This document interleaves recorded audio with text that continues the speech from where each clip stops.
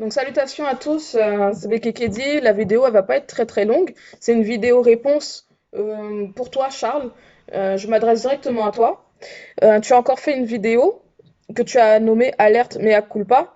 Et dans cette vidéo-là, tu énonces plutôt un certain nombre de choses par rapport à ton éviction du groupe Lakissabe 832. Moi, j'ai décidé de m'asseoir là, de me mettre face caméra pour te répondre directement. Parce que en tant qu'administratrice du groupe Lakissa BU32, je suis bien placée pour savoir le pourquoi du comment tu n'es plus dans la bergerie. Je vais juste d'abord reprendre un élément sur lequel je peux déjà donner mon témoignage. C'est que dans ta vidéo, tu parles qu'il y a un Antillais qui t'a contacté pour que tu puisses écrire un texte. Et que, genre, c'est parce que tu étais trop fort, tout ça, il t'a contacté pour que tu puisses faire la bande-annonce tu as dit, de Bibel. Cet Antillais-là, c'est mon mari. C'est Jaco qui t'a contacté. Il faut savoir, puisque tu ne le sais pas, que le projet par rapport à Bibel, ou en fait, celui dont tu as fait plus mention, c'est celui de Koudouma Nemoula, mais tu t'es un peu mélangé. Pour ces deux projets-là, les fois où Jaco est venu vers toi, c'était de son propre libre arbitre. Parce que quand il y avait un projet, quand il y a un projet en tout cas d'image, de vidéo, etc., Mouledi donne carte blanche à la personne pour faire le projet. C'est-à-dire que c'est de son propre chef, c'est de son propre libre arbitre qu'il est venu vers toi pour te demander d'écrire le texte. Maintenant, tu veux reprocher qu'il n'ait pas mis ta voix, que c'est la personne qui n'a pas voulu mettre ta voix. C'est Jaco qui n'a pas voulu mettre ta voix. Parce que quand il avait fait les essais par rapport au montage final, ta voix, ça passait pas par rapport à la musique, par rapport à tout ce qu'il avait mis en place. On a fait des essais, pas seulement avec ta voix. Le même texte, là, on l'a fait lire à plein de personnes. Et quand on a essayé, ça passait pas. Ça passait pas. Donc c'est Jaco qui a demandé à Mouledi de s'il pouvait faire euh, l'enregistrement, s'il pouvait mettre sa voix à lui en lisant le texte. Et c'est là qu'il y a eu des modifications. Tu veux venir faire croire que non, Mouledi, il a été subjugué par ta façon de parler. Et ça s'est pas passé comme ça, hein. Ça s'est pas du tout passé comme tu le prétends. Tu n'étais pas là. Le travail qui s'est fait en interne, tu n'étais pas là. Et si tu voulais savoir pourquoi ta voix n'avait pas été mise, il fallait tout simplement demander. Ah, je suis restée tranquille, j'ai rien dit. Tu as gardé quelque chose dans ton cœur, quelque chose d'erroné. Ça n'avait rien à voir avec ta personne. C'est une question de feeling par rapport à la musique. Ça n'a rien à voir avec toi.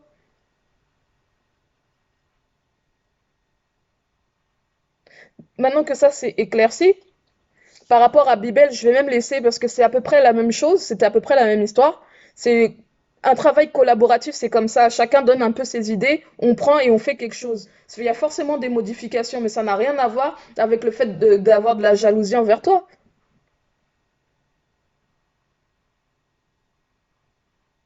Ça, c'est une première chose.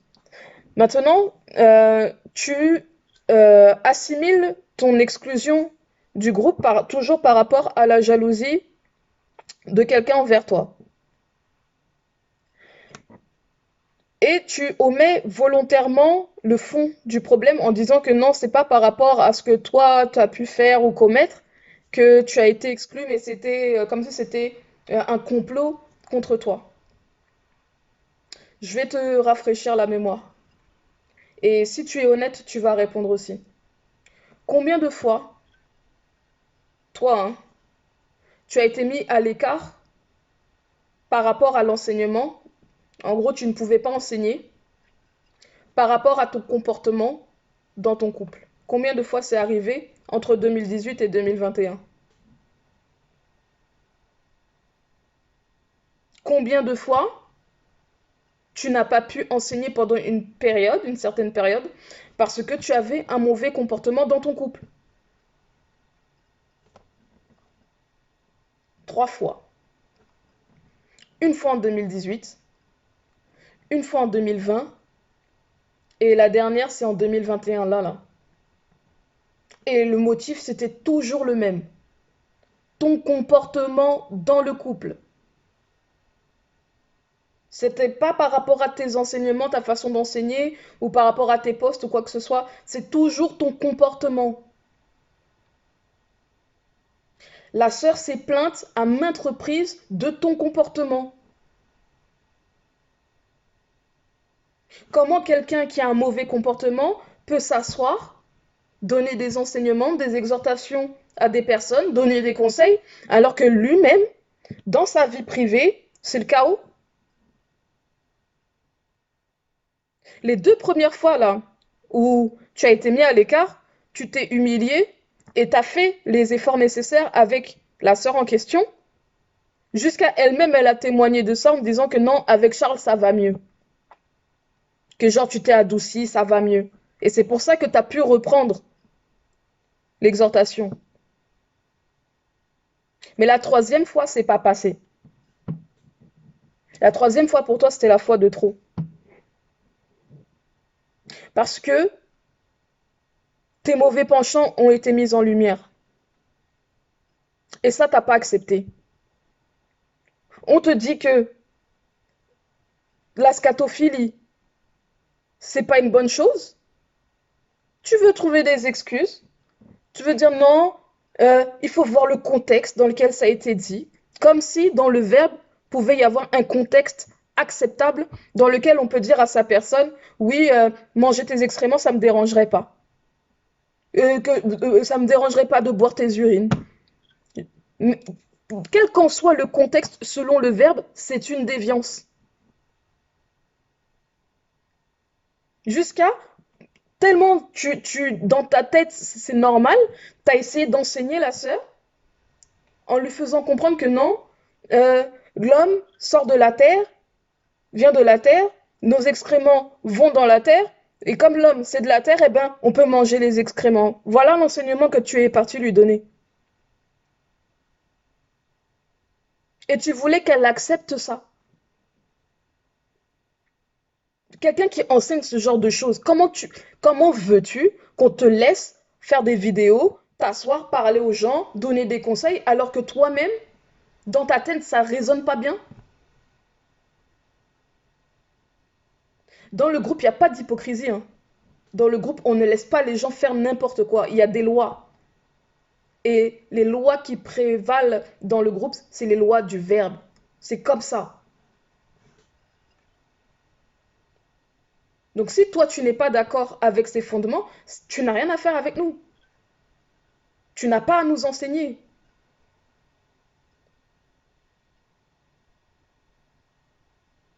Et tu veux dire que non, même pendant la réunion, tu as voulu minimiser la chose en disant que non, c'était qu'une une causerie entre son mari et sa femme, il faut comprendre le contexte. Il n'y a pas de contexte.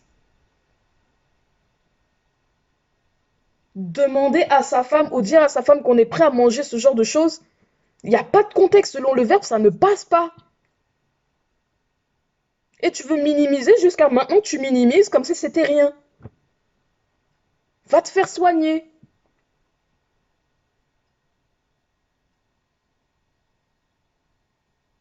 Tu veux parler, dire que non, parler du groupe en disant que dans le groupe on t'a pas aidé, personne ne s'est préoccupé de ta situation. Regardez juste les captures d'écran. Ça, c'est ta conversation, notre conversation entre toi et moi. Et ça, c'est la preuve que véritablement, on t'a aidé.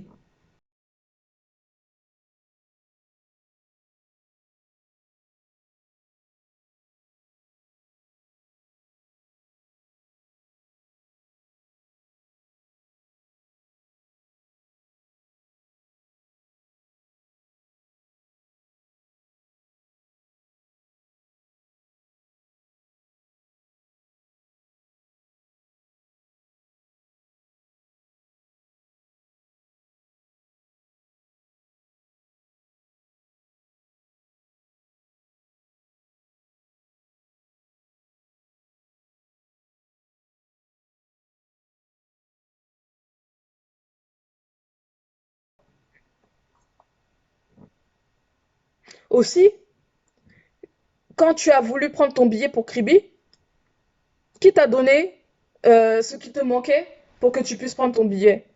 T'as demandé derrière à tout le monde pour que les gens puissent te donner de l'argent et les gens ils l'ont pas fait?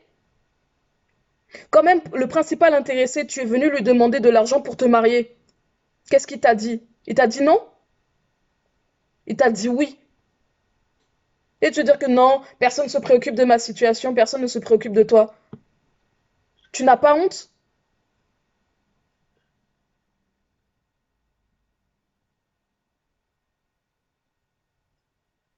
Tu fais comme si personne ne t'a voulu du bien dans la bergerie, comme si tu étais le laissé pour compte, alors que depuis le début, hein, dès que tu es arrivé dans la bergerie, plein de choses ont été mises en œuvre pour que tu puisses sortir de ta situation. Et c'est toi qui veux venir t'asseoir pour dire le contraire aujourd'hui?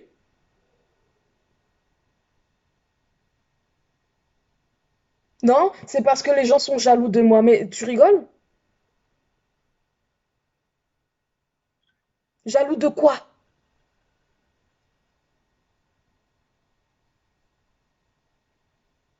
On a plutôt tous fait, même moi personnellement, on a tout mis en œuvre pour que tu sois à l'aise. Dès que tu as eu une demande, on a fait en sorte de répondre à ta demande. On t'a jamais laissé pour compte.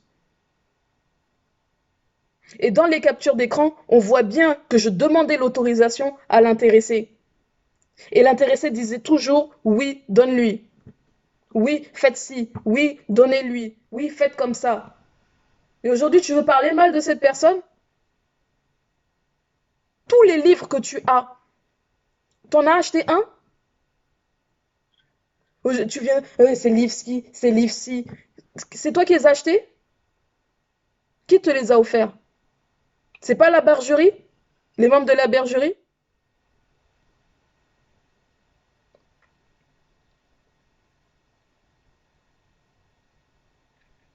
Et tu veux t'asseoir maintenant, faire des vidéos pour parler de quelqu'un qui t'a fait du bien. Alors que la faute vient de toi. 3 fois, tu as été mis à l'écart. C'est pas une seule fois, comme tu essayes de le faire croire là sur les réseaux, que genre on t'a mis à l'écart parce que tu as commencé à vouloir enseigner sur YouTube.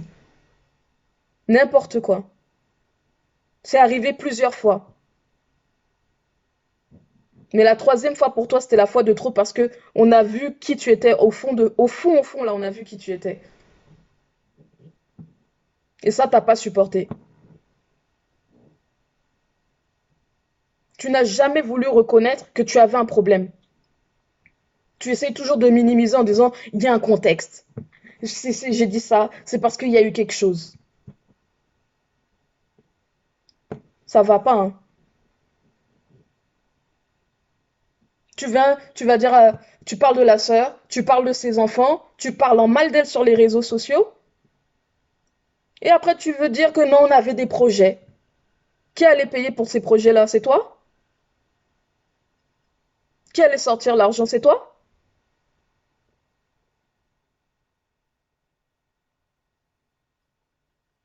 C'est toi qui nous oblige à venir à nous asseoir et à parler sur les réseaux sociaux parce que tu fais trop le fanfaron sur les réseaux. Tu fais trop le fanfaron. Comme si tu avais tout réussi tout seul, tu avais tout fait tout seul. Tu es trop fort, trop intelligent. Mais si tu es trop fort, trop intelligent, très intelligent, débrouille-toi donc pour sortir de ta situation dans laquelle tu es là.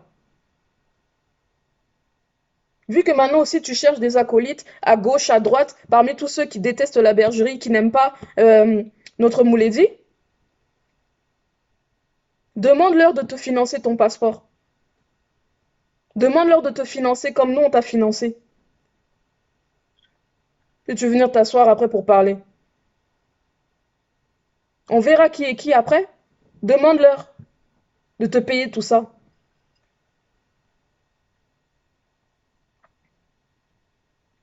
C'est ton droit, hein, de quitter la bergerie. C'est ton droit de ne pas suivre les enseignements. Ça, c'est ton libre arbitre, tu fais ce que tu veux. Mais laisse les gens tranquilles. Parce que c'est de la mauvaise foi. Tu mens volontairement. Tu sais très bien ce qui a été fait dans ton intérêt. En entrant dans la bergerie, tu as augmenté ton niveau de vie considérablement par rapport à avant. Tu étais sans papier avant de rentrer dans la bergerie. C'est la bergerie qui t'a redonné tes papiers. On s'est tous cotisé pour toi. C'est ça qui t'a donné une situation qui a fait que tu as pu avoir un titre de séjour. Que tu as pu travailler normalement. Et maintenant, tu veux dire non, personne t'a aidé, personne ne t'a soutenu, que un tel n'a rien fait. Non, mais attends, sois honnête.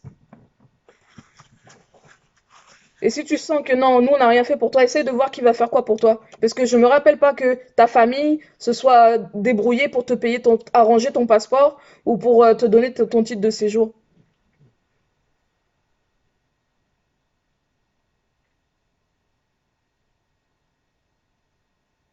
Toutes les femmes qui ont été avec toi te reprochent les mêmes choses. Tu es arrogant, dominateur, contrôleur. Quand tu es avec la personne, tu veux gérer les finances. C'est toi qui gères les finances. C'est toi le patron, c'est toi le boss. Et la femme n'a rien à dire. Tu fais ce que tu veux, c'est tout. Et la femme, c'est ton accessoire. Donc toutes les femmes qui disent ça, la aimante, remets-toi en question avant de vouloir parler des autres. Ah, c'est à cause de lui, si tel couple c'est comme si, c'est à cause de lui, c'était...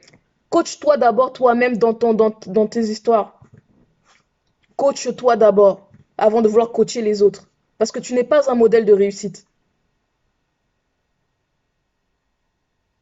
3 fois, tu as été mis de côté.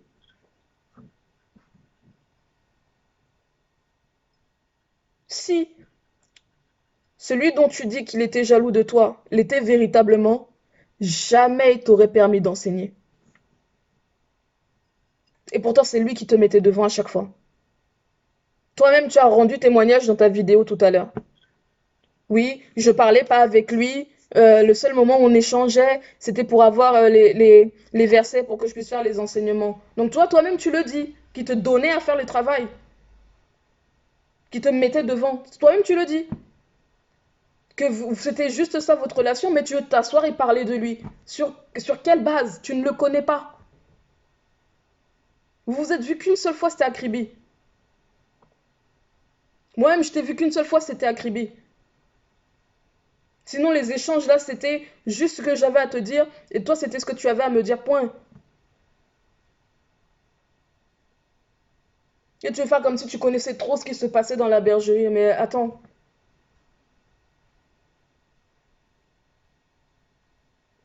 tu es tout seul là-bas, là au Maroc, et tu veux faire comme si tu étais trop dans l'administration, tu sais comment ça se passe, tu sais que pourquoi Mouledi se déplace, pourquoi un tel se... Tu sais rien. Tu sais pas ce qu'on se disait ici, là, te concernant. Tu sais pas ce qu'on prévoyait pour toi te concernant, tu sais pas. Tu n'as aucune idée. Mais tu dis, je suppose qu'il a été subjugué, je suppose qu'il a été quoi de toi. N'importe quoi.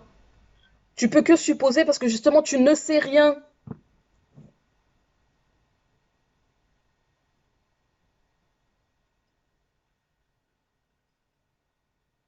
Tellement tu sais rien que pour essayer de soutenir ton propos, tu vas chercher le témoignage qui date de 2017.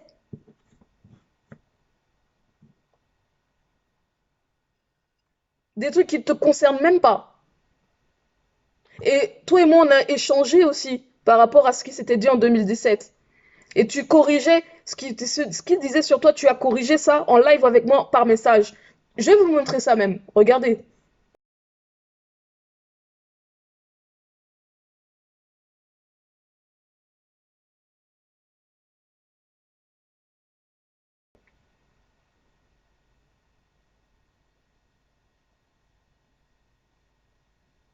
Tu vois?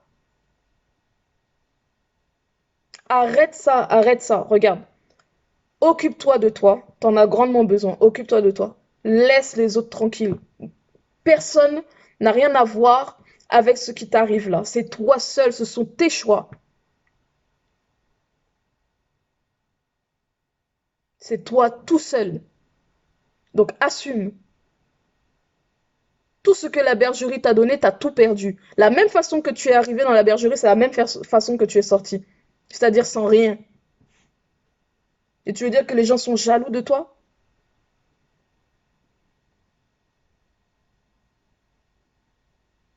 Jaloux de quoi? On est jaloux de toi au point de te mettre devant pour parler. On est tellement jaloux qu'on va te solliciter pour faire certains travaux. Ça n'a pas de sens. S'il était vraiment jaloux, il t'aurait mis dans un trou, dans un coin, et puis t'aurait éteint en même temps. Il t'aurait jamais mis devant, il t'aurait jamais dit, tiens, prends le micro, parle.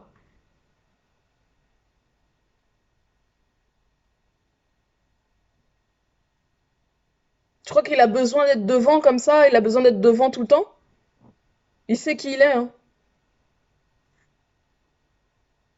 Mais toi, est-ce que tu sais qui tu es? Tu te surestimes. Si tu es trop fort, sors-toi de cette situation-là et on va voir. Pour l'instant,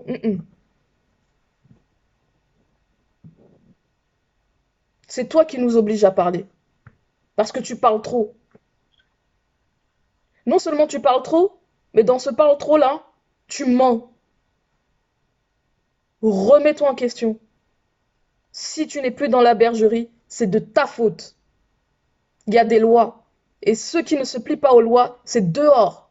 C'est comme ça. Personne n'est obligé d'entrer dans la bergerie. Personne n'est obligé d'y rester. Par contre, il y a des lois. Et ceux qui veulent les suivre resteront point barre. Si tu veux pas suivre, tu sors. On a un but. C'est la sanctification. Donc si t'es pas avec nous, tu sors. Si toi ton truc c'est la scatophilie, tu sors. On n'a pas besoin de toi. Tu veux minimiser ça? Ben pour nous ça a de l'importance. Une très grande importance. Car c'est l'obéissance au verbe qui prévaut sur tout. Il n'y a pas d'amitié là-dedans.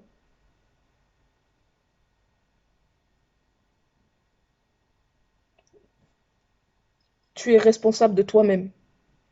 Personne n'est responsable de ce qui t'arrive.